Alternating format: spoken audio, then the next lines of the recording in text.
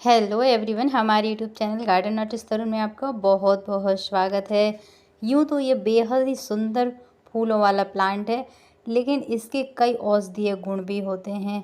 जहाँ ये बहुत ही आसानी से सिर्फ छोटी सी एक कटिंग से ग्रो हो जाता है, वहीं इसमें ढेर सारी फ्लावरिंग होती है। इसलिए सभी गार्डनर इसे बहुत ज़्यादा पसंद करते हैं। सबके गार्डन में आपको इसके दो दो तीन तीन रंग ज़रूर देखने को मिल जाएंगे।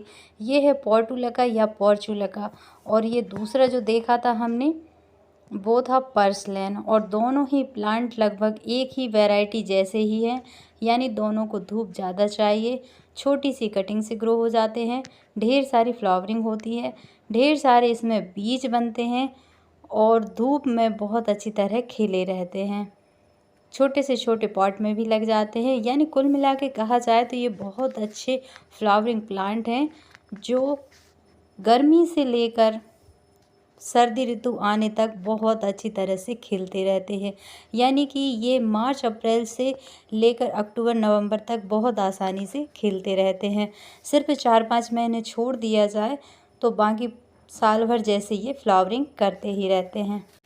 4-5 महीने यानी सर्दी के मौसम में ये डोरमेंसी पीरियड यानी कि सुप्त अवस्था में चले जाते हैं।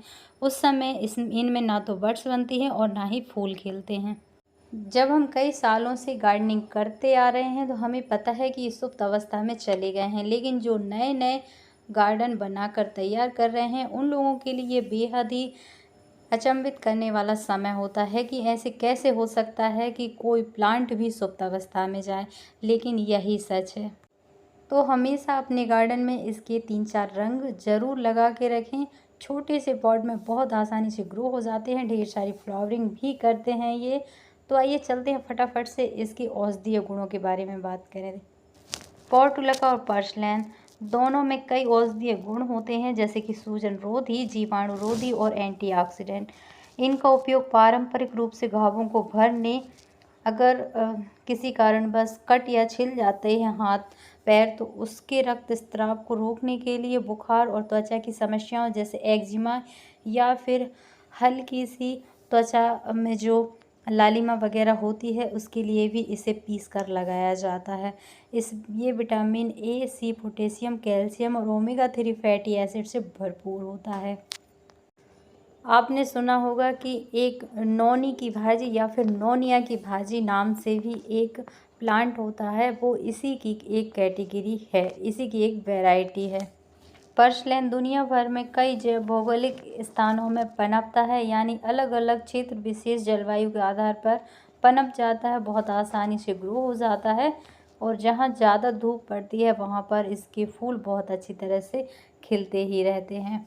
यानी वे लोग जिनके घर छोटे बच्चे हैं या पालतू जानवर हैं, वे इसे आसानी से घर पर ग्रो कर सकते हैं।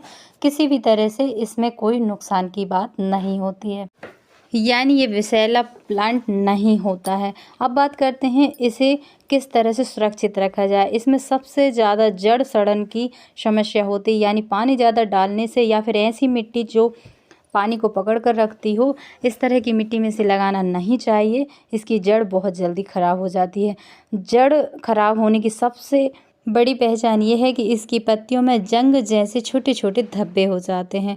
इसलिए जब भी इस तरह का निशान दिखाई दे, आप इसके प्लांट को पानी देना बिल्कुल बंद कर दें और कोई भी फंगिसाइड का उपयोग कर लें।